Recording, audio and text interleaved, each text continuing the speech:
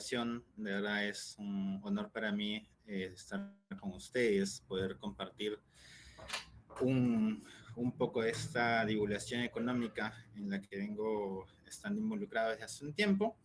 Y si me permites voy a compartir la exposición. Vamos a ver acá. Perfecto, gracias Wilder, gracias Diana. Entonces, quiero empezar esta exposición llamando a una reflexión que vamos a tratar de redondear al final de esta charla.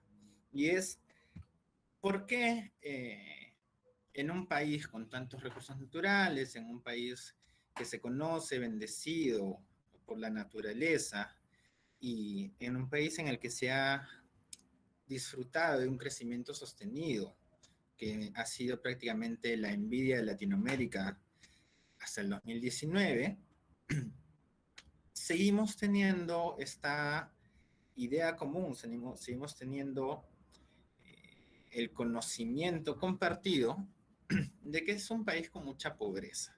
Entonces, ¿qué ha pasado ahí? ¿Qué es lo que ha fallado? ¿Falló el modelo? ¿Falló el mercado? ¿Falló la economía? ¿Falló el sector privado? ¿Falló el gobierno? ¿En dónde está la solución? Y en última instancia, ¿es acaso esto un problema del que nos deberíamos encargar? ¿O es una consecuencia natural del mundo en el que vivimos y de la forma en la que nuestra sociedad ha sido formada y diseñada? Para empezar, tenemos que entender algo. ¿Qué es el PBI? ¿No? Probablemente esta pregunta a muchos de los asistentes a esta charla les va a resultar bastante básica, ¿no? El PBI lo escuchamos en los periódicos, lo escuchamos en las noticias, lo escuchamos internacionalmente, pero me parece, habiéndome dedicado a la divulgación económica durante un tiempo, que el concepto de PBI no termina de ser claro para las personas. Entonces, lo primero que tenemos que decir es que el PBI no es más que la suma de los bienes y servicios finales producidos dentro de las fronteras de un país.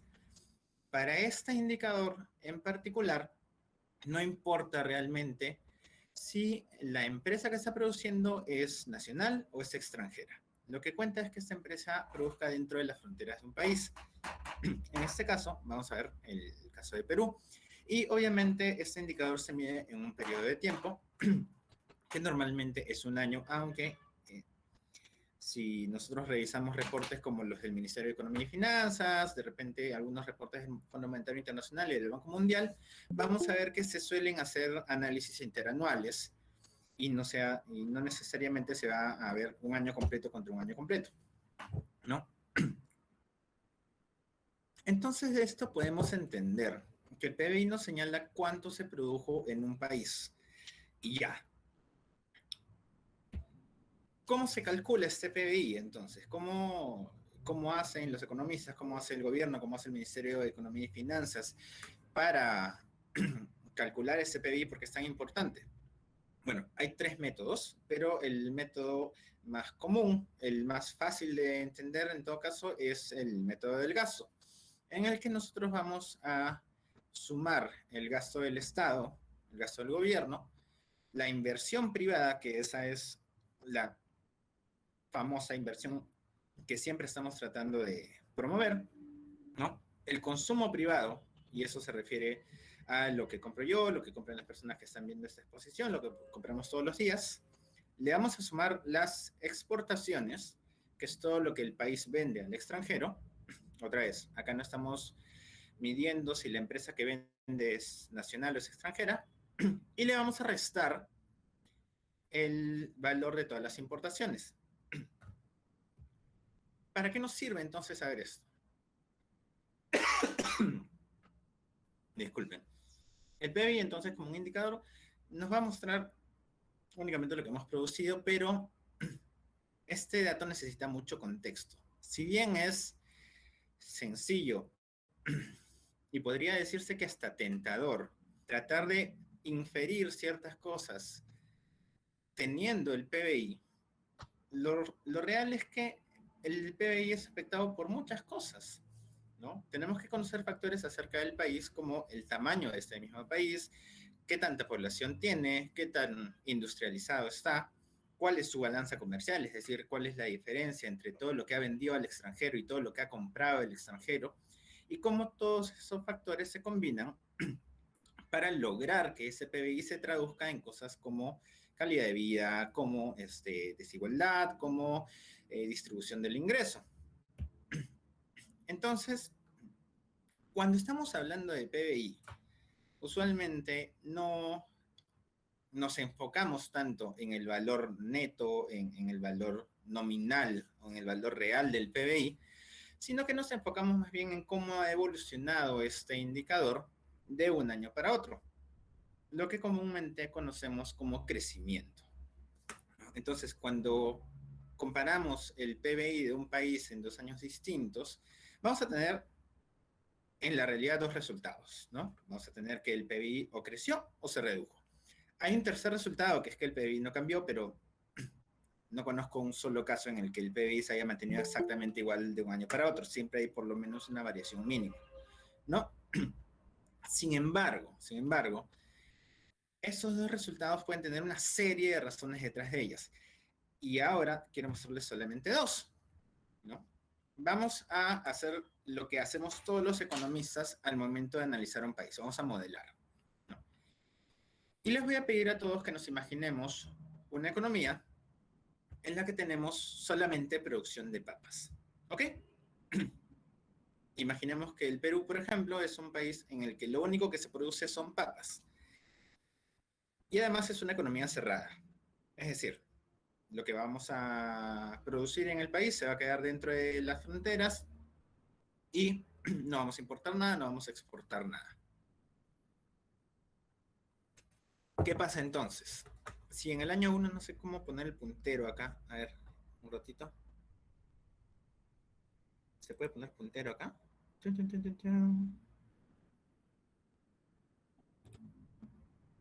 Ah, ya, visible. Perfecto. Entonces, si en el año 1 nosotros tenemos una producción de papas en toneladas métricas, que esto significa TM, de 100 toneladas métricas de papas, y el precio por tonelada métrica de la papa es de $1.500, entonces, en ese año, como es lo único que producimos en el país, el PBI del Perú es de $150.000. Vamos al año 2. Se produjo exactamente lo mismo. El año 1 producimos 100 toneladas métricas de papa, en el año 2 seguimos produciendo las mismas 100 toneladas métricas de papa. Sin embargo, vemos que hay un aumento de precio.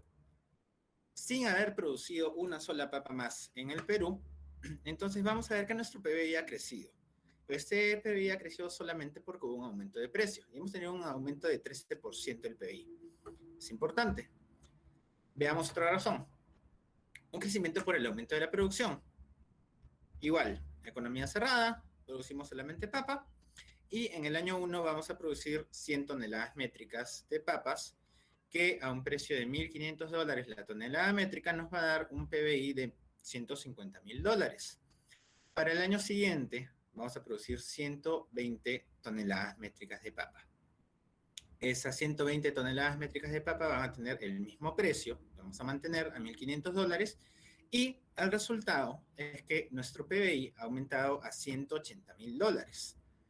Y acá ya estamos notando una tendencia, ¿no? Estamos notando una tendencia, porque en dos situaciones bastante distintas, ¿no? Y en las que nosotros mantuvimos una variable fija, en este caso mantuvimos la variable de la producción fija, y aquí mantuvimos la variable del precio fija, hemos visto que en los dos casos nos dan crecimiento del PBI.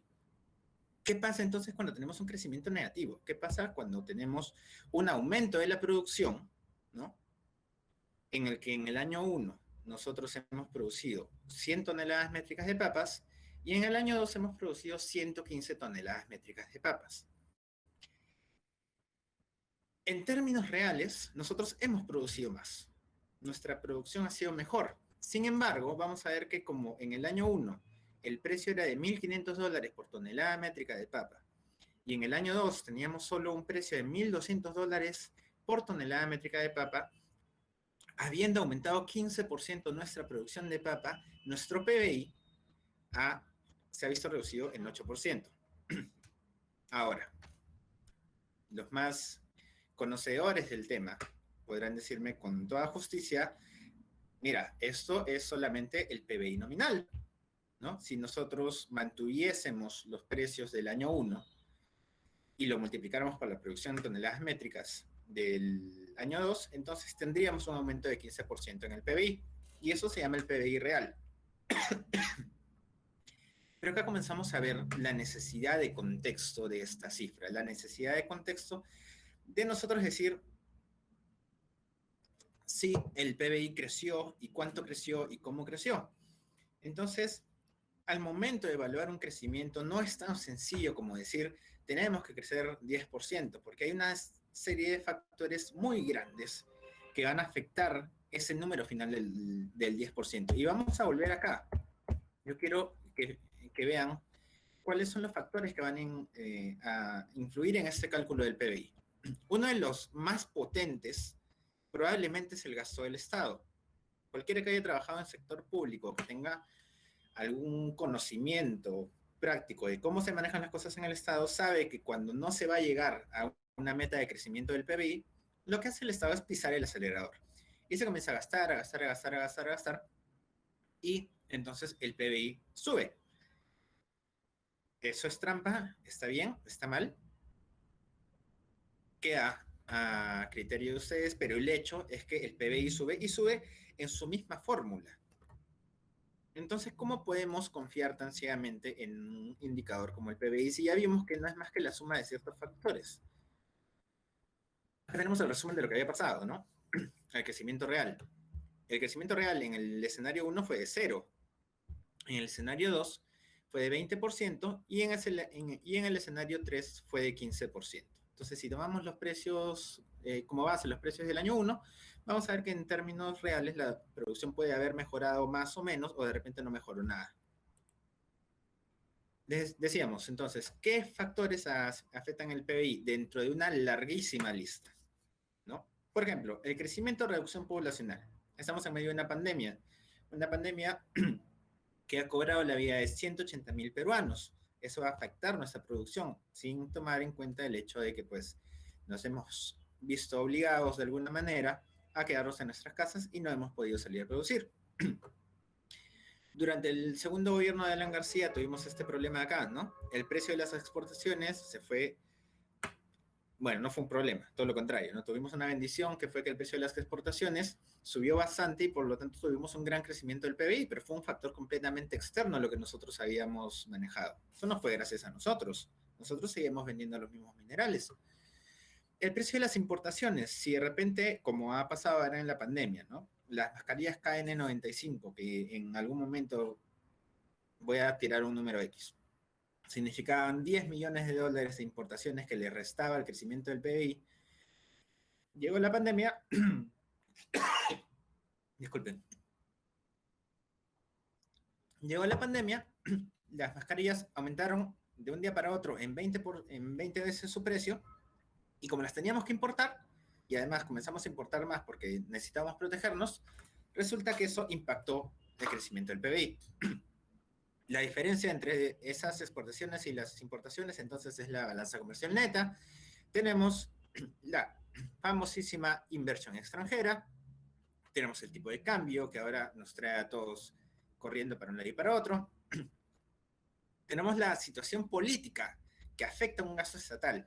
Todos sabemos que en un cambio de gobierno, ya sea gobierno local o gobierno regional, o digamos, el gobierno central, se desacelera mucho porque nadie quiere invertir, nadie quiere hacer contratos, todos saben que los que entran al nuevo gobierno hacen sus nuevos contratos y traen su nueva gente, entonces todo el país se desacelera un montón. Esto tendríamos que tenerlo claro para todas las elecciones, ¿no?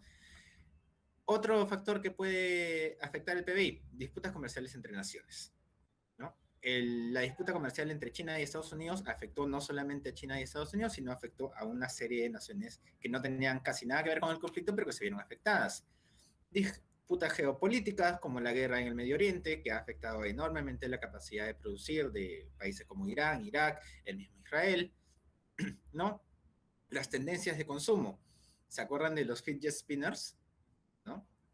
quiero que piensen en en estos últimos 5 años, cuántas modas hemos tenido que han venido y se han ido y han afectado la forma como compramos y la forma como producimos, ¿no? Y por supuesto, cambios en la legislación y básicamente cualquier otro factor que ustedes puedan pensar que es capaz de desestabilizar cómo la gente produce va a afectar al PBI. Entonces, ¿por qué usamos el PBI? ¿Por qué si es en un indicador que se ve afectado por tantas cosas, muchas de estas que están completamente fuera de nuestro control, lo seguimos usando? Bueno, hay buenas razones para usar el PBI. Para empezar, es sencillo.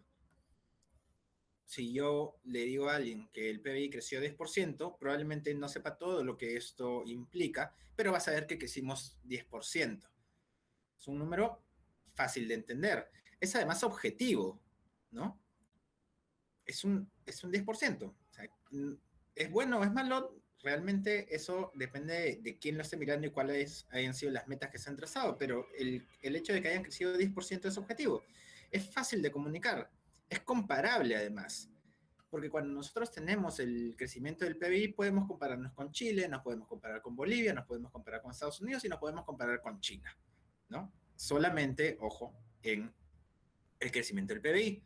Y por último, que quizás sea la razón más importante de estas 5 que estoy poniendo acá dentro de una lista muy grande, es que es lo acostumbrado, ¿no? Como la gente ya está acostumbrada a evaluar la economía del país en términos de si el PBI creció o no creció, entonces facilísimo para todos nosotros seguir haciéndolo. Lamentablemente, hay cosas que el PBI no nos dice, ¿no? No nos dice cosas como la calidad de vida en un país, no nos dice cuál es la concentración de la riqueza, el PBI no nos dice cuál es el nivel de industrialización que tiene un país, no nos dice qué tan fácil es acceder a oportunidades, no nos dice qué tan fácil es acceder a la movilidad social, que para los que no estén familiarizados con el término, la movilidad social significa que una persona pasa de ser una clase baja a una clase media, o una clase media a una clase alta. El PBI no nos dice qué tan fácil es nacer en la pobreza y terminar teniendo dinero, ¿no? Y aquí yo he elegido 2 fotos que me parece que ejemplifican bien esto que estamos diciendo, porque durante mucho tiempo en la Amazonía la exportación de madera ha sido un gran componente de su parte del PBI. Sin embargo, ¿qué no nos dice ese PBI? No nos dice cómo hemos dejado depredada esta Amazonía. Estamos en medio de una crisis ambiental muy fuerte, ¿no? Entonces, podemos evaluar con el PBI nada más cómo hemos afectado nuestra capacidad futura de producir, cómo hemos afectado la calidad de vida de las personas que estaban dentro del área donde se produjo ese crecimiento, ¿no? Y la segunda, creo que es un ejemplo que todos los que vivimos en Lima conocemos ya bastante. El internacionalmente infame Muro de la Vergüenza, ¿no? En el que a un lado tenemos a Pamplona, San Juan de Miraflores, y al otro lado tenemos a Surco, ¿no? Otras plumas habrán escrito mucho más y mucho mejor que yo acerca de las razones sociológicas, políticas, detrás de la necesidad de hacer un muro en la parte más alta de un cerro para evitar que un grupo de personas pase hacia el otro lado, la necesidad de aislar a un grupo de personas con gran poder adquisitivo, y honestamente no es el momento para emitir una opinión al respecto, pero nos deja pensando, ¿no? Años y años de crecimiento económico del país, envidiado en Latinoamérica, quizá un poco arrogante al decir que éramos uno de los pocos países que no había sido afectado por la crisis del 2008, que afectó a muchísimos países, ¿no? Y sin embargo seguimos viendo estas escenas día tras día. ¿Por qué nos preocupamos entonces tanto del PBI si vemos que es algo tan fallido? Y llegó el momento de hablar de la economía del chorreo. Vamos a poner un poco de contexto histórico. Este término realmente nace a modo de burla durante la Gran Depresión, en que el presidente Hoover estaba tomando acciones en el marco del New Deal para reconstruir Europa.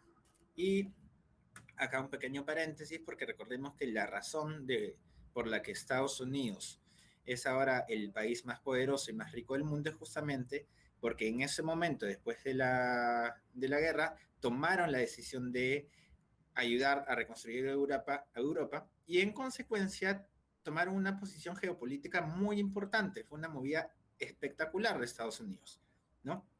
Pero obviamente implicaba un gran gasto de parte del gobierno. Sin embargo, el sentido de esa frase cambió muchísimo cuando entró al gobierno de Estados Unidos esta persona que estamos viendo en pantalla, que es Ronald Reagan. Ronald Reagan probablemente es uno de los presidentes más polémicos que ha tenido Estados Unidos. Genera muchas pasiones allá. Y es que es un símbolo de la derecha conservadora en Estados Unidos y comenzó una serie de políticas que implicaban reducción de impuestos, liberalizar el mercado, reducir regulaciones y todo con esta idea de que estas medidas venían para generar una mayor movilidad de activos que iban a generar inversión. Y vamos a ver cómo se supone que esto funcionaba. Pero tengamos bien presente primero que la idea de esta economía del chorreo, o bueno, tiene un término más exacto, que es supply side economics, la economía del lado de la oferta, ¿no? Vamos a ver cuál era la promesa que tenía, pero tiene que tener muy, muy, muy claro siempre que cuando hablemos de economía del chorreo, que cuando hablemos de supply side economics, de economía de la oferta, estamos hablando de tratar de reactivar la economía desde la parte de arriba, es decir, desde los que producen, ¿no? ¿Cómo funciona entonces la economía del chorreo? Empezamos con beneficios tributarios para los más adinerados, el famoso 1%, ¿no? Durante los últimos probablemente 2 años hemos escuchado bastante acerca de este famoso 1%, que es el más beneficiado, que es el que más dinero tiene. Bueno, a estas corporaciones multimillonarias era a quienes iban estos beneficios tributarios. Con esos beneficios tributarios se supone que tendría que haber más dinero disponible, que estas personas, como ya no necesitan gastar en consumo porque ya tienen demasiado dinero para consumir, la van a transformar en inversión. Esa inversión, a su vez, generaría trabajo y el trabajo generaría ingresos para la clase media y trabajadora. Entonces se puede entender más o menos como esto se ve como una economía de chorreo, ¿no? Porque comenzamos poniendo dinero en la misma punta de la economía, en la parte más alta, y ese dinero poquito a poco va cayendo, cayendo, cayendo, cayendo hasta llegar a los trabajadores. Entonces, ¿la economía del chorreo funcionó o no funcionó? Estas medidas, como habíamos dicho, comenzaron con la promesa de que iban a generar ingresos que poco a poco iban a alcanzar a las clases bajas, pero después de 50 años, realmente la evidencia es contundente para decirnos que no funcionó en Estados Unidos. Y ojo, la economía del chorreo, el supply side economics, ha sido ampliamente investigado, ¿no?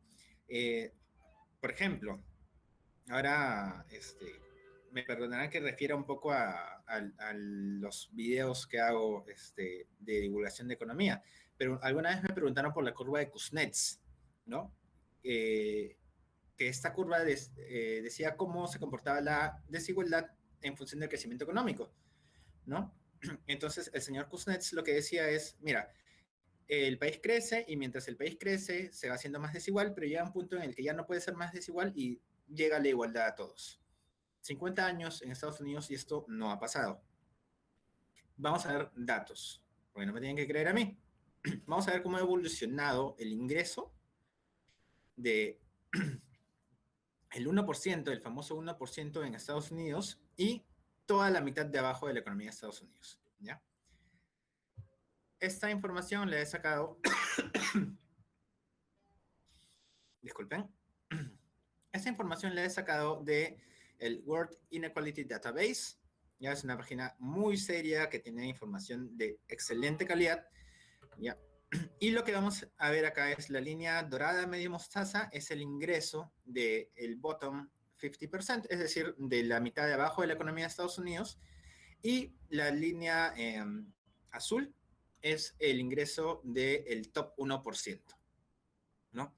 ¿Qué vemos acá? Obviamente creo que lo más resaltante es esta pequeña caída que justo se da en la crisis del 2008, porque el top 1% está muy bancarizado, pero vamos a ver que al año 2019, el 1% de Estados Unidos concentraba casi el 35% de todos los ingresos. Y sin embargo, todo el resto, toda la mitad de abajo de la economía de Estados Unidos apenas superaba el 33%, 33, 34%. Entonces, es ético, es viable dentro de un país que quiere progresar, que el 1% de la economía se lleve lo mismo prácticamente que toda la mitad de abajo. Eso es algo que yo no les puedo decir, los dejo a su criterio. Pero veamos entonces cómo evoluciona esto en comparación con el PBI. Otra vez, esta caída de acá que vemos es solamente la crisis del 2008, ¿no? 2007, 2008, 2009, y después comenzó a recuperarse el PBI. Este PBI, si lo ven en euros, es porque la base de datos que he usado muestra el PBI en euros a precios constantes del 2019 a la paridad del poder adquisitivo. Entonces, este indicador está súper, digamos, ya no está afecto a las variaciones de precio, a las variaciones del tipo de cambio. Es un indicador excelente para usar, ¿no? Estamos viendo el PBI per cápita a precios constantes en paridad del poder adquisitivo de 2019. Entonces vemos cómo realmente pues, el PIB per cápita de Estados Unidos tiende mucho a la alza y sin embargo, a pesar de que, de que la mitad de abajo de la economía de Estados Unidos, después de ese crack del 2008, comenzó a mejorar su participación en el ingreso, realmente siguen ganando prácticamente lo mismo que el top 1%. Es un país muy desigual y es un país que ha crecido bastante, es el país más rico y más poderoso del mundo. Vamos a ver otro indicador. Acá vamos a ver no el ingreso, sino la riqueza. Recordemos que nosotros podemos tener ingresos a lo largo de los años, pero si esos ingresos los gastamos, entonces no generamos acumulación de riqueza. Acá lo que estamos viendo es cómo la riqueza está acumulada dentro de un país. Otra vez, la línea dorada es el 50% de abajo de Estados Unidos. Vemos que a 2019 está más o menos en un 11 y pico, 12% el total de la riqueza acumulada de toda la mitad de abajo de Estados Unidos, cuando el top 1% tenía casi 20% de la riqueza, ¿no? Estamos hablando de 20% de toda la riqueza acumulada en el 1% de la población. No estamos hablando de los ingresos, estamos hablando de la riqueza, ¿ya? Y otra vez, mientras el PBI per cápita de Estados Unidos va creciendo, la acumulación de la riqueza de la mitad de abajo de Estados Unidos ha ido decayendo. Quizá con un poco de mejoría en este periodo 2016-2019, pero vemos que la tendencia es claramente hacia la baja. Nuevamente, ¿esto está bien? ¿Está mal? Depende de quién lo vea y quién pregunte, ¿no?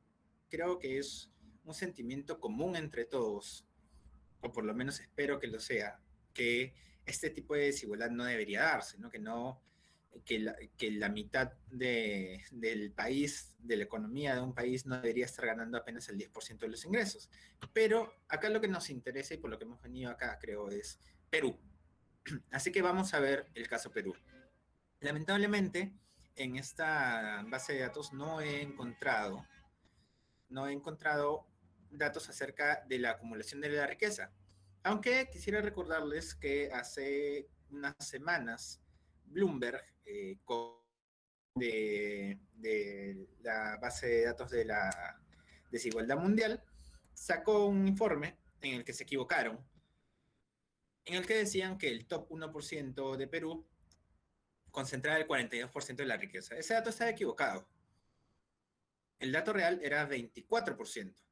Lo que no está bien, a mi parecer, ustedes pueden pensar con mucha razón que eso está bien, ¿no? Pero estamos bastante cerca de lo que muestra Estados Unidos, ¿no? O sea, si Estados Unidos nos mostraba casi el 20%, nosotros estamos en un 24%. El top 1% tiene 24% de la riqueza. Y acá el crecimiento de nuestro PBI, otra vez, completamente libre ya de variaciones de contexto de momento, vemos que ha sido claramente al alza. Nosotros producimos cada año más y más y más y más. De repente acá en esta etapa del 97 al 2002 hemos tenido una pequeña caída y después otra pequeñísima caída dentro de la crisis del 2008-2009, pero en general hemos seguido produciendo año tras año más. Vamos a ver entonces cómo se comportaron los ingresos del top 1% de la economía peruana versus la mitad de abajo de la economía peruana. Y obviamente tenemos que irnos a 2019 y ver que la mitad de abajo en Perú gana apenas si el 10% de todo el ingreso disponible y el top 1% está más o menos por el 30%. Situaciones bastante parecidas, ¿no? Países completamente distintos. Estados Unidos es el país más rico del mundo, el más poderoso, tiene una economía que prácticamente mueve al resto de la economía mundial, ¿no? Pero estamos en una situación bastante parecida. Y acá, bueno, esta parte de acá, quiero serles muy honesto, es quizá variaciones porque el top 1% en Perú está mucho más bursatilizado, tiene mucho más riesgo, entonces las variaciones financieras afectan mucho más a ese top 1% de lo que afectan a la mitad de abajo. Sin embargo, vemos que en su punto más bajo han estado incluso por encima del 20%. Sigamos entonces. Para evaluar entonces qué tan bien o qué tan mal estamos con una medida bastante objetiva, ya no, para no estar viendo series de tiempo, vamos a ver algo que se llama el coeficiente y el índice de Gini. El coeficiente de Gini, creado por Corrado Gini, un economista italiano, perdón, me parece que era estadístico.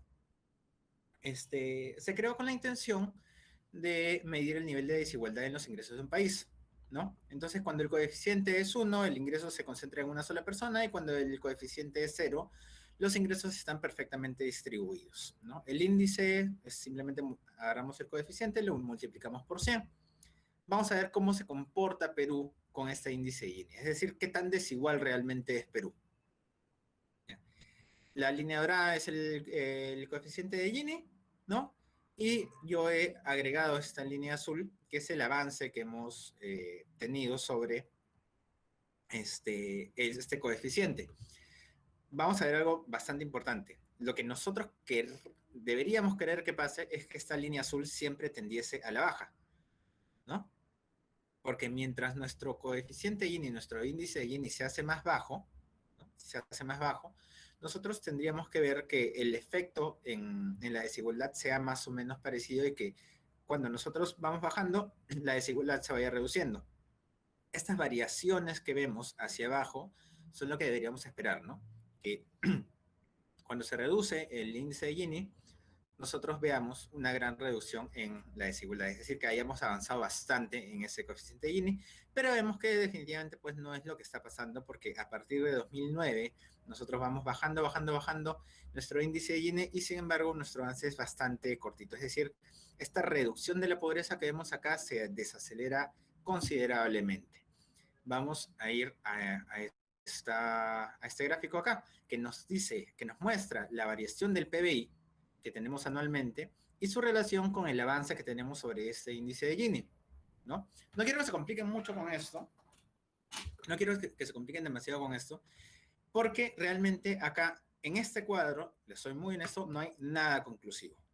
¿Sí? No hay una relación clara, no tenemos una información que acá nos diga claramente, oye, ¿sabes qué? Estamos produciendo más y sin embargo no estamos atacando la desigualdad de una manera buena o mala. Acá la información no es concluyente, por eso agregué este tercer cuadro, ¿no? Que este cuadro tiene información del Banco Mundial y que nos dice cómo estamos en el índice Gini a 2017 en comparación con otros países que he escogido casi todos al azar, ¿no? Entonces podemos ver que Perú está muy cerca de Estados Unidos en su índice de Gini. Nosotros tenemos un índice de Gini de 43. Recordemos que la meta, lo ideal es 0, hablando de desigualdad, y Estados Unidos tiene 41. Un país con el que siempre me gusta compararnos es Noruega, que tiene un índice de Gini de 27, y Finlandia, que tiene un índice de 27.4. Entonces, este modelo noruego, del que tanto se discute si se puede o no se puede aplicar acá, vemos que por lo menos algo tiene que mostrar, ¿no? Pero si nos comparamos de repente con Argentina, Bolivia, Chile y Colombia, que son vecinos sudamericanos, vemos que estamos realmente casi todos en los mismos niveles de desigualdad. Ahora, esto no necesariamente, perdón, esto no necesariamente está bien, porque acabamos de ver que Estados Unidos es un país súper desigual. Entonces, ¿de verdad queremos parecernos a ellos en este aspecto? ¿No? Hay muchos aspectos en los que quizá está bien parecernos a Estados Unidos, pero en este aspecto no sé si es lo más conveniente parecernos a Estados Unidos. Entonces, la pregunta que nos hacemos todos desde hace 6 meses, que empezó la campaña por la presidencia, que se ha hablado mucho de si el modelo y que el modelo y que el modelo, ¿funciona o no el modelo? Quiero dejar algo súper en claro, ¿no? Que es que para muchas personas el modelo va a significar algo completamente distinto, ¿no?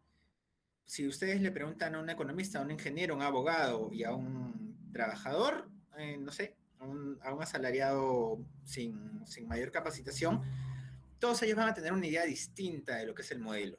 Y en estos últimos meses he leído y he visto a muchos colegas economistas dar casi explicaciones opuestas de lo que es un modelo, así que vamos a olvidarnos un poco acerca de qué es el modelo, qué es este ente abstracto que llamamos modelo, y vamos a ir de frente a preguntarnos, ¿funcionó lo que hicimos o no funcionó lo que hicimos? Para empezar, esto va a depender de la medición del éxito. O en otras palabras, va a depender de a quién le preguntemos. Es innegable que lo que hemos hecho en los últimos 30 años ha funcionado para algunos. No se puede negar. Pero el Perú sigue teniendo altos niveles de desigualdad y el crecimiento simplemente no alcanza a las zonas más remotas del Perú. Mal llamar zonas remotas, ¿no? Porque, bueno, ¿quién es para decir que algo es remoto o no? De repente desde Lima podemos pensar que algo es remoto, pero para ellos los remotos somos nosotros, ¿no? Entonces, dependiendo a quién le preguntes, va a haber gente que te va a decir que sí, que funcionó muy bien el modelo y porque para ellos funcionó. Va a haber otras personas que te van a decir que no funcionó para nada porque nunca vieron el desarrollo del que tanto nos jactábamos, ¿no? Segundo, la economía no es solamente indicadores y fórmulas matemáticas, y eso es un llamado de atención quizá a colegas economistas, a personas que se interesan por la economía, de pensar que la economía de un país se puede evaluar simplemente con el crecimiento del PBI y la Bolsa de Valores de Lima y uno que otro indicador. Lo que pasa es que la economía es una ciencia social, y es una ciencia social en la que el componente social es muy fuerte. Sí, cualquiera que haya estudiado economía sabe que la carrera es fuerte en matemáticas. Tenemos que saber mucha matemática, tenemos que aprender a modelar, tenemos que aprender estadística, pero no se puede negar que el efecto más fuerte, lo que te puede tumbar una economía, es casi siempre el factor social. Dentro de la economía, no hablemos de factores externos al país, ¿no? Y por último, es importante investigar distintos tipos de economía. Nuevas formas de entender la economía nos van a abrir el camino a entender mejor economías que no se presentan en otros países, ¿no? Aquí otra vez me permitirán ser un poco crítico de mi carrera, pero yo siento a título personal que mucha de la economía que se nos ha enseñado en la universidad, y eso que yo he estudiado en San Marcos, que no es precisamente una universidad tirada para las finanzas como es la de Lima, como es la Pacífico, mucho de lo que aprendemos es solo una forma de economía, que es la economía clásica, neoclásica, liberal. Y nos toca a nosotros como economistas hacer nuestro propio camino para descubrir nuevas formas de economía. Y por si alguien piensa que eso no vale la pena, quisiera comentarles que los últimos Nobeles en economía han sido Nobeles en economía justamente por estudiar estas formas alternativas de economía. La economía circular, la economía colaborativa. Había se me ha ido el nombre ahora de la investigadora, pero hay una investigadora que estaba estudiando y bastante lo que es la economía en el Ande. Estas economías casi de trueque, ¿no? Para terminar, para redondear esta idea y para responder la pregunta que hice al inicio de esta exposición. Un modelo para una realidad. El modelo tiene que estar sujeto y tiene que servir a la realidad en la que estamos.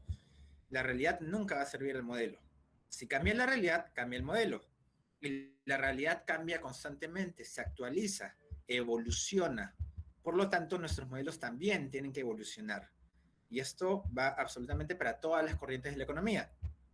Para los libertarios, va para los socialistas, va para los keynesianos, va para los neoclásicos.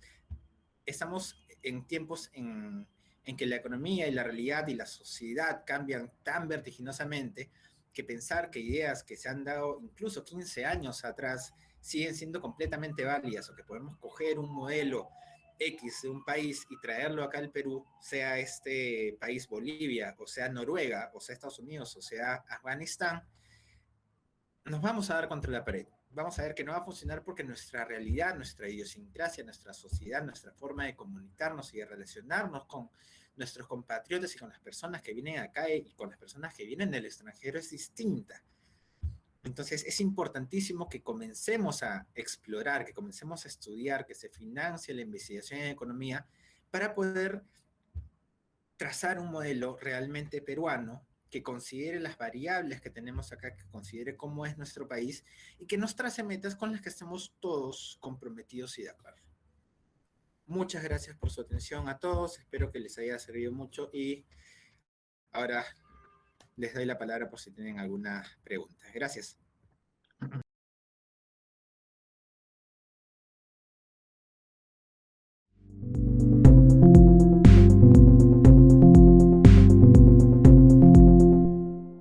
¿Debemos continuar con el sistema económico actual?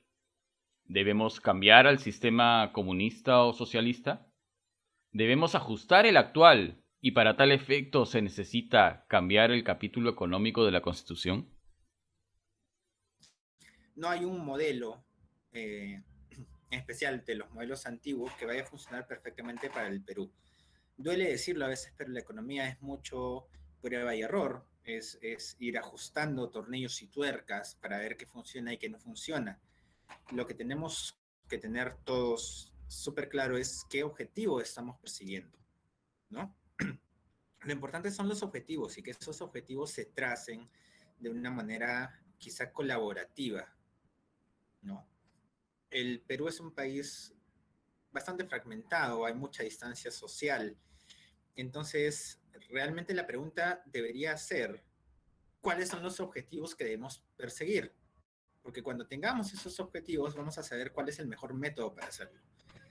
Decir, tenemos que ser comunistas o tenemos que ser libertarios, realmente evade un poco la cuestión de qué es lo que perseguimos como sociedad y, por último, cómo se va a trazar este camino económico que tenemos que seguir, ¿no? Así que sí, no, por favor, dejemos un poco la idea de que hay un modelo que tenemos que traer y tenemos que ceñirnos a eso. No, los mejores países toman cositas de cada modelo porque tienen metas claras, específicas y conversadas y socializadas entre todos.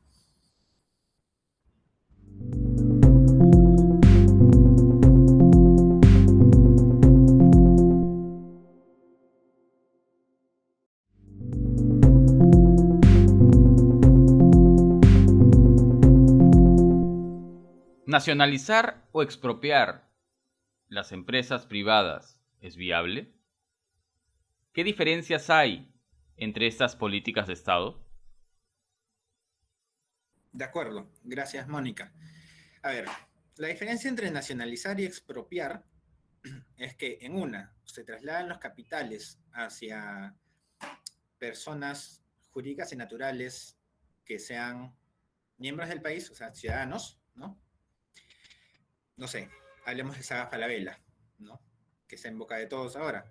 Si nosotros quisiéramos nacionalizar Saga Falabella, entonces lo que haríamos sería obligar a esta empresa a que venda toda o gran parte de su accionariado en Perú a entes nacionales, personas naturales que sean ciudadanos peruanos o a otras corporaciones que quieran comprar parte de esa empresa.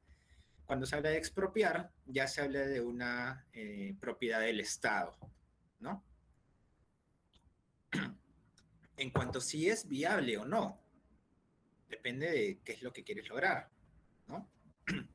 Hemos tenido ejemplos clarísimos de nacionalización acá en Perú, tuvimos el gobierno de Velasco, tuvimos el gobierno de Alan García, cada uno de estos con resultados buenos y malos en ciertos sectores, aunque seguramente ninguno de los dos se recuerde con mucho cariño acá en Perú. Pero hay que saber qué es lo que se está buscando, ¿no? Si me preguntan de un mal ejemplo de nacionalización o de expropiación, creo que todos conocemos el ejemplo, no tengo que darlo, ¿no? Pero pueden preguntarme por uno bueno y yo les diría Noruega, que nacionalizó el petróleo es propiedad del Estado noruego, propiedad de todos los noruegos, y con eso, con ese petróleo, en vez de gastarlo en programas sociales, lo que hicieron fue crear un fondo de inversión y las ganancias de ese fondo de inversión son lo que se gasta en programas sociales. Entonces tienen básicamente una alcancía infinita. Si me preguntan, es una forma mucho mejor de aplicar una nacionalización, una expropiación de recursos, ¿no? Pero otra vez, todo depende de qué es lo que queremos y qué queremos lograr, ¿no? Y sirve bastante ver el ejemplo de los vecinos.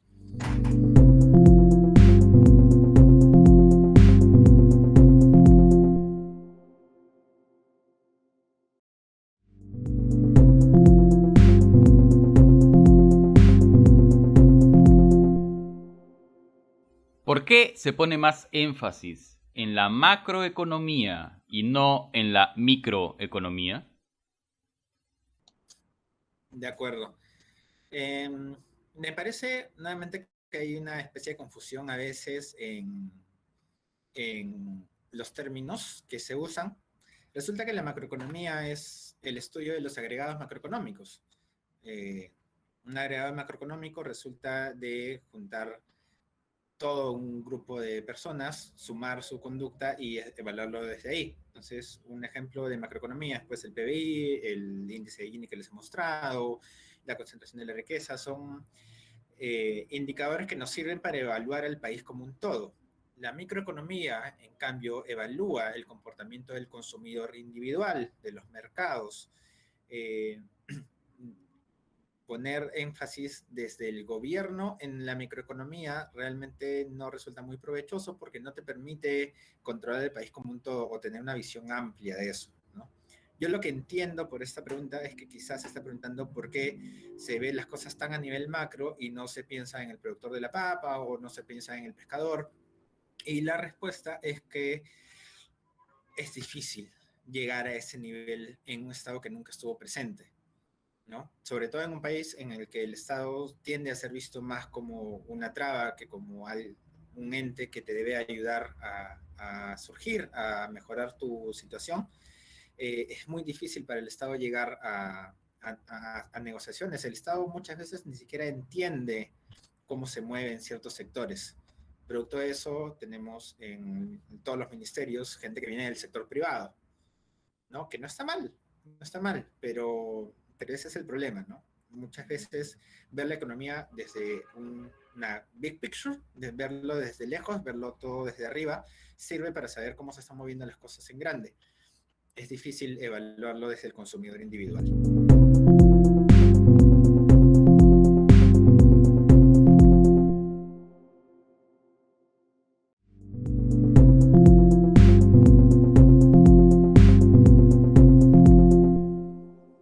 ¿Qué le debemos exigir al gobierno electo para que el Perú inicie su reactivación económica y tenga un crecimiento y desarrollo sostenido?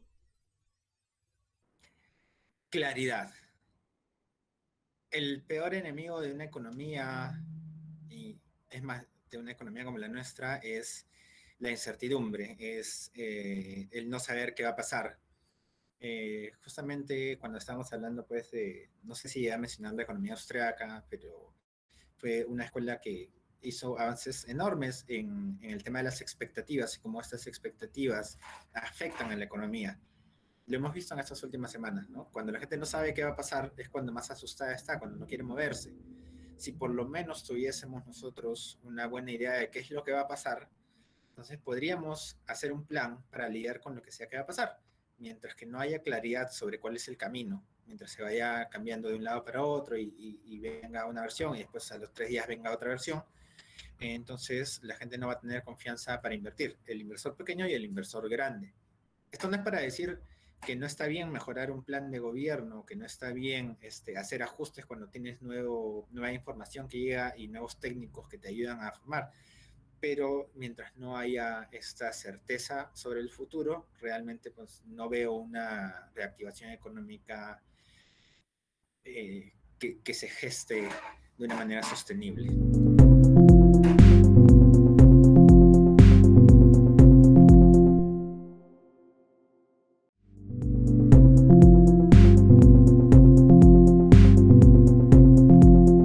¿Cómo es que funciona el endeudamiento, los bonos y la deuda interna y externa? Ok. Un bono es básicamente un documento en el que el gobierno de un país, vamos a hablar de bonos nacionales, porque hay también bonos privados. Un bono es un documento en el que el gobierno de un país promete pagar una cierta cantidad de dinero a una persona que tenga este documento en su poder después de un plazo determinado de tiempo. ¿Por qué los bonos son tan importantes? Porque un país tiene mucha más credibilidad, por ejemplo, que una empresa, ¿no? Una empresa probablemente quiebre en cualquier momento por cualquier razón, pero es mucho más difícil que un país quiebre. Entonces, cuando el Perú, por alguna razón, necesita financiamiento, igual que todos los otros países del mundo, lo que hace es emitir esos documentos en los que promete pagar cierta suma de dinero. El Perú se presta dinero y la garantía de que se va a pagar es justamente la estabilidad económica que se tiene, todo el aparato productivo, es decir, es un país, ¿no? Hay mucho miedo acerca de los bonos, pero la verdad es que la mayoría de bonos ni siquiera son conocidos. Todos los países se endeudan constantemente y las deudas se van pagando todos los años y en algún momento escuché por ahí que nos hemos endeudado 100 años, pero la verdad es que estamos endeudados por muchísimo tiempo y nunca nos afectó más de la cuenta. Hay algo interesante acá que decir de todas maneras, que el límite de endeudamiento de un país es materia de discusión entre economistas que se dedican a ese campo. Durante mucho tiempo se dijo, por ejemplo, que el límite debería ser el 100% del PBI, pero resulta que Estados Unidos este año pasó el 100% de PBI de su endeudamiento y su economía no ha colapsado. Y en cambio, Grecia, el famoso ejemplo de Grecia para el 2008, ¿no? Me acuerdo por la Eurocopa, honestamente. Estaban en 150% de endeudamiento sobre el PBI y estaban en una desgracia, pero resulta que España también estaba por ahí y les estaba yendo muy bien. Entonces, es un tema complicado, pero los bonos funcionan así. Un país necesita dinero, se presta dinero y promete pagarlo a 5, a 10, a 15 años. Básicamente es eso.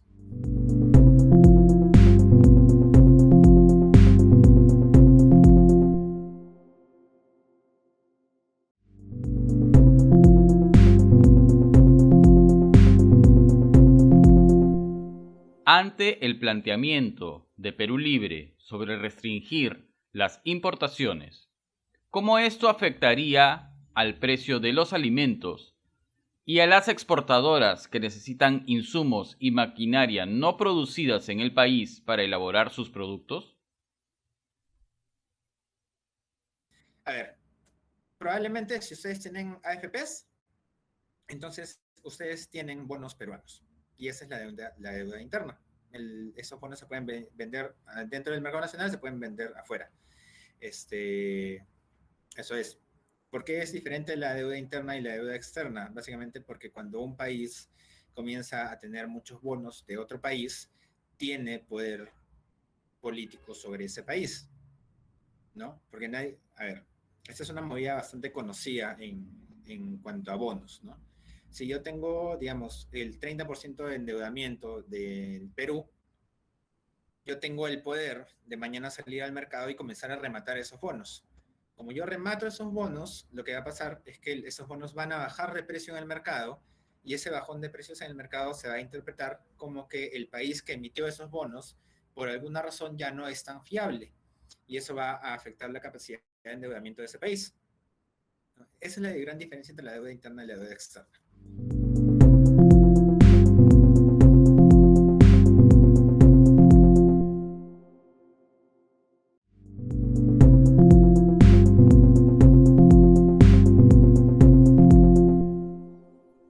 qué el crecimiento económico no ha llegado a las regiones más pobres de nuestro país? De acuerdo. Ahí les voy a dar una mano porque el planteamiento de Perú Libre implicaba no importar nada que se produjera en el Perú. Entonces, si la pregunta ¿no? ¿Cómo va a afectar a estas empresas que necesitan cosas que no se producen en el Perú? La respuesta, si nos ceñimos al planteamiento, es que no las afectaría porque lo que se produce en el Perú es justamente lo que ellos dicen no se va a importar, y como esto no se produce en el Perú, se importa sin ningún problema. Vamos un poquito más allá y digamos que realmente hay TLCs, tratados y un equipo técnico detrás que difícilmente permitiría que se dé algo por el estilo. No que no esté bien tener cierto nivel de proteccionismo con la producción peruana, pero como Donald Trump terminó descubriendo a las malas, un presidente no puede de un día para otro prohibir las exportaciones o las importaciones, disculpen. Entonces, sí, yo sé que esto genera incertidumbre, yo sé que esto probablemente asuste a muchos empresarios y con justa razón, pero de una manera realista yo no veo una medida como esa durando, no sé, más de un mes, que obviamente tiene un efecto, pero no es algo sostenible en el tiempo para empezar, porque nosotros somos un país con poca industrialización. Lo que producimos es minerales, ciertos alimentos, y ya, todo lo demás es poquito. Así que realmente no veo eso como algo realista de lo que se puede ejecutar, ¿no?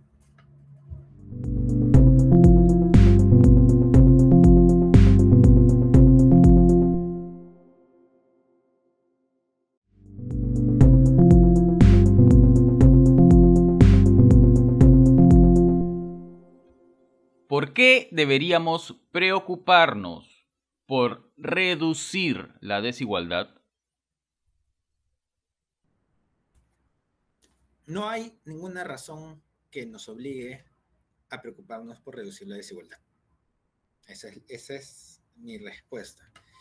Hay objetivos, digamos, eso es algo en lo que la mayoría del país probablemente esté de acuerdo, en que hay que reducir la desigualdad, hay que reducir la pobreza, pero no hay nada que nos obligue a hacerlo. Si yo tuviese que dar una respuesta más allá de si quieres o no quieres, o sea, si te interesa o no, sería porque una menor desigualdad genera mayor consumo, que activa la economía, que es beneficioso para todos. Una menor desigualdad reduce la delincuencia del país, una menor desigualdad crea una sociedad más educada, una sociedad en la que se puede confiar, una sociedad en la que no tenemos que estar preocupándonos si el día de mañana vienen y nos roban o invaden el terreno que tenemos o no sé, no, toda una serie de cuestiones sociales que afectan la vida cotidiana y que son creadas por la desigualdad. Si alguien pregunta por qué deberíamos ocuparnos por eso, la verdad es que nada te obliga, y espero que no se sienta atacado la persona que preguntó esto, pero nada nos obliga a preocuparnos de la desigualdad, pero ciertamente tendría beneficios ocuparnos de eso, ¿no?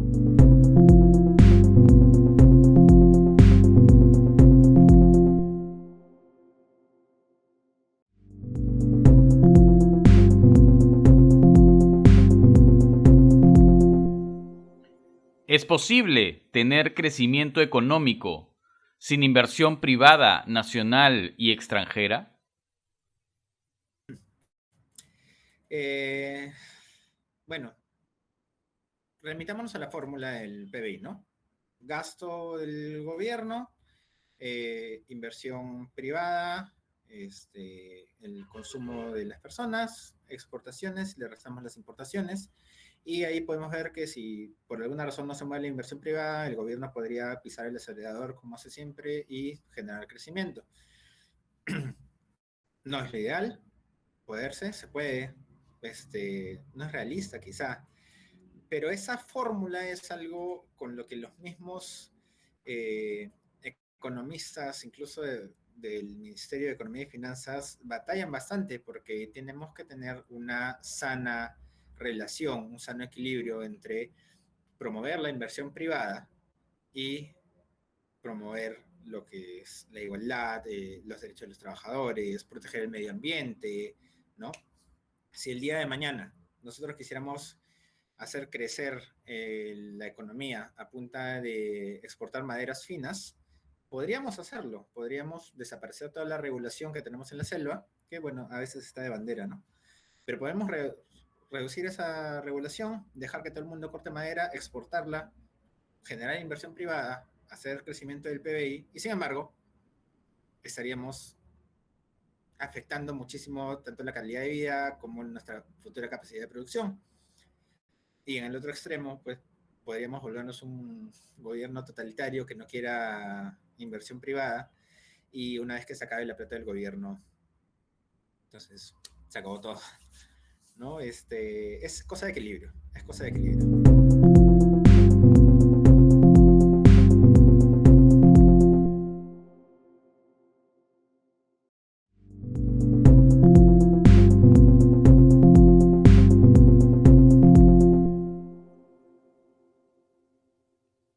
¿Debemos tener un Estado empresario? Yo sé que soy un disco rayado con esto, ¿no? Pero depende de cómo se define el Estado empresario. Cuando hablamos de un Estado empresario, estamos hablando de un Estado que ponga empresas completamente manejadas por el Estado. Estamos hablando de un Estado que expropia empresas que ya funcionan para hacerlas funcionar, o estamos hablando del modelo alemán, en el que el Estado es el modelo alemán, el modelo chino, en el que el Estado es accionista de sectores específicos de la economía, de sectores cruciales, o estamos hablando del modelo árabe, quizá, ¿no? En el que el Estado es dueño de esos recursos naturales, el Estado los vende y ese dinero lo administra y lo usa para darle una mejor calidad de vida a sus habitantes, ¿no? Hay muchas formas de hacer Estado empresario, pero sí voy a responder que esa es un poco la tendencia que se tiene, ¿no? La tendencia ahora en el mundo es la de tener un Estado empresario, quizá no un Estado que se ponga a competir con Mossaga Falabella y con Plaza Vea, pero sí un Estado que tenga mayor capacidad de beneficiarse directamente y de tomar decisiones sobre lo que pasa en la economía de un país. Lo vemos en Europa, lo vemos en Asia, probablemente lo vamos a comenzar a ver en Sudamérica, y depende de cómo se haga, vamos a tener resultados.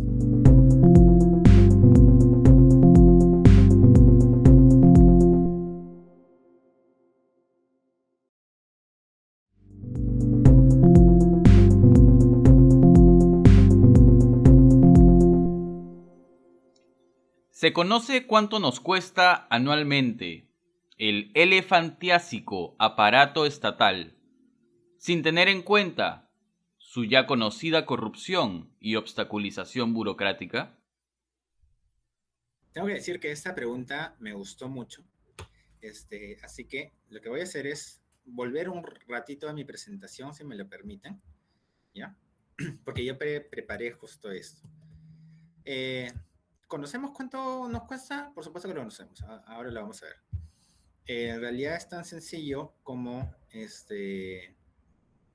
ir a el presupuesto general de la República, que nos sale con una búsqueda de Google y nos va a mandar a un archivo del MEF que nos da, me parece que 15 versiones del presupuesto general de la República, en que nosotros podemos ver cómo se organiza, ¿no? Para el año 2021, entonces, el presupuesto general de la República es de... ¿Es acá? Se me acabó el mouse. Ajá. El presupuesto nacional de la República para el 2021 es de 183.029.770.158 soles. De este presupuesto general de la República, que incluye varias partidas, los gastos corrientes, es decir, lo que podríamos decir cuánto nos cuesta realmente el Estado, es 119.707.995.718 soles.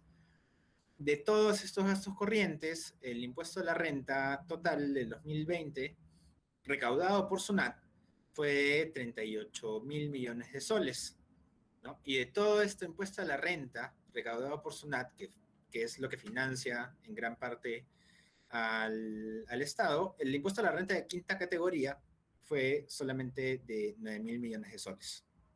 Si calculamos la población estimada por el INEI a 2021 de 33 millones 35.304 habitantes, entonces más o menos por peruano el Estado nos está costando 3.623 soles con 64 céntimos, aunque sabemos perfectamente que no todos pagamos renta de quinta categoría de la misma manera, ¿no? Pero a mí lo que me interesó de esta pregunta fue la palabra elefantiástico, ¿no? ¿Es realmente el Estado peruano un monstruo enorme, incontrolable, que nos cuesta y que ataca nuestros bolsillos viciosamente? Comparémonos un poco con la región y con el mundo, ¿ya? Acá lo que estamos viendo es el gasto del gobierno en 2019 como porcentaje del PBI. Perú tiene un poquito más del 20% del gasto del gobierno como porcentaje del PBI. Chile ya está pasando los 25, China, olvídense, China tiene 30 y picos, Estados Unidos, Bolivia tiene 36, 37, Brasil, Argentina, todos estos países, Finlandia, Francia, todos estos países gastan mucho más, el Estado gasta mucho más el dinero de sus habitantes de lo que gasta el Perú. Entonces, con ese contexto yo diría que es un poco injusto llamar elefantiásico al aparato estatal. Voy a hacer una concesión de todas maneras, que el Estado es ineficiente. Personalmente yo les voy a decir que mis interacciones con el Estado, pues habrán habido 4 o 5 que me han parecido buenas y las demás han sido ciertamente frustrantes.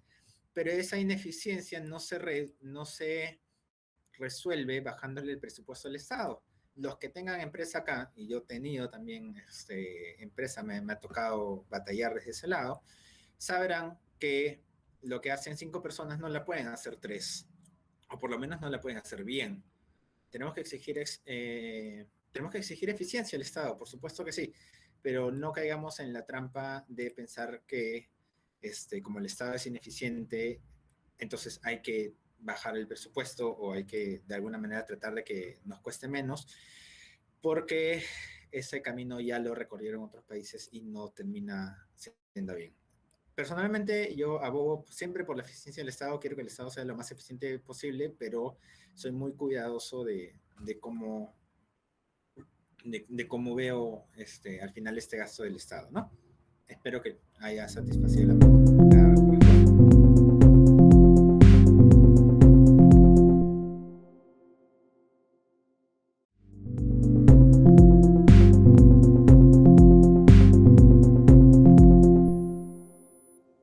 ¿Dónde podemos conseguir información actualizada de PBI, caja fiscal, importe de bonos colocados a tiempo e interés y deuda interna y externa?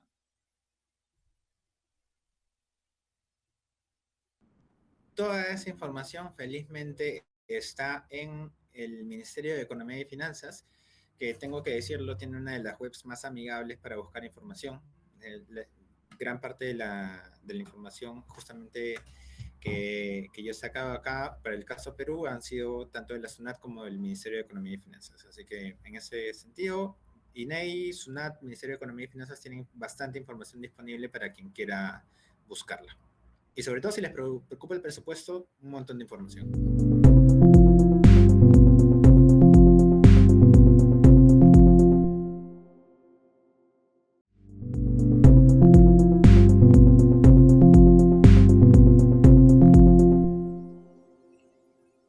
¿Cuál podría ser la primera consecuencia económica luego que asuma el poder un gobierno que promueve el cambio de modelo?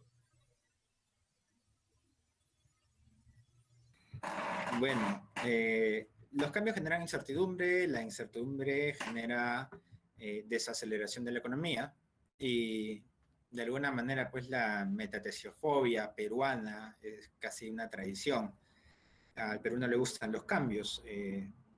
Los cambios son necesarios a veces. Dejaré a los asistentes juzgar si ahora los los cambios que se proponen son buenos o son malos a sus ojos, pero definitivamente los cambios generan incertidumbre y eso va a hacer que durante un tiempo, hasta que no tengamos una visión clara del futuro, pues las cosas no se terminen de reactivar, ¿no?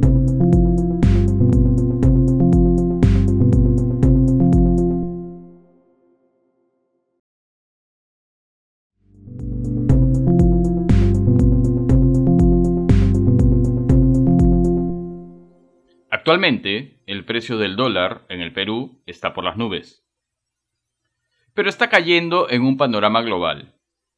¿Cree usted que el precio del dólar baje en el futuro en el Perú?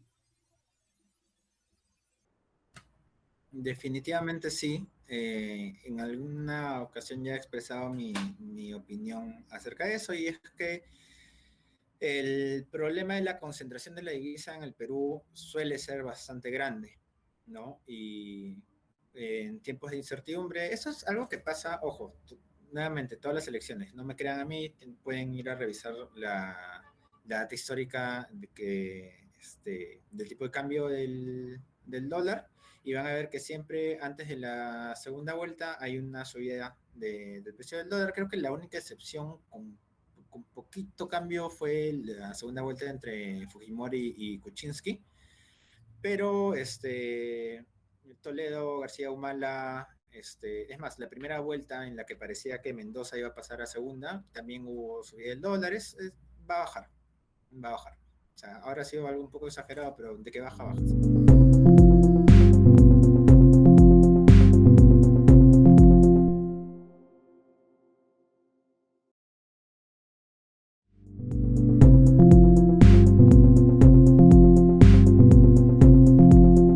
¿Qué opinión le merece la casi inexistente carrera pública y las planillas doradas? Vigilancia de parte de todos. Todos tenemos que poner el hombro. Bueno, justo la pregunta anterior en la que mostré las diapositivas, creo que lo que me faltó decir fue que, claro que la corrupción nos quita mucho dinero, ¿no? Pero eso es un problema social en el que todos tenemos que poner el hombro. Todos tenemos que colaborar para que esa corrupción desaparezca en el Perú, y lo primero que tenemos que hacer para desaparecer la corrupción en el Estado es desaparecer esa corrupción dentro de nuestro propio círculo social, ¿no? Como empresarios hay muchas tentaciones, hay muchas oportunidades, hay muchas situaciones en las que uno se ve casi obligado a seguir con esto, pero la denuncia es muy fuerte en un año 2021 en el que todos tenemos una supercomputadora en nuestras manos con la que podemos hacer público prácticamente a todo el Perú, y si no es que a todo el Perú, a todo el mundo, cuando hay un caso de corrupción, cuando queremos hacer una denuncia. Yo creo que estamos en una mejor posición que nunca para poder denunciar y atacar esta corrupción que tanto nos, o sea, nos retiene, no nos deja progresar, ¿no? Es un problema, por supuesto que es un problema, pero no va a cambiar mientras nosotros no seamos vigilantes, críticos y sobre todo activos en este tipo de temas, ¿no?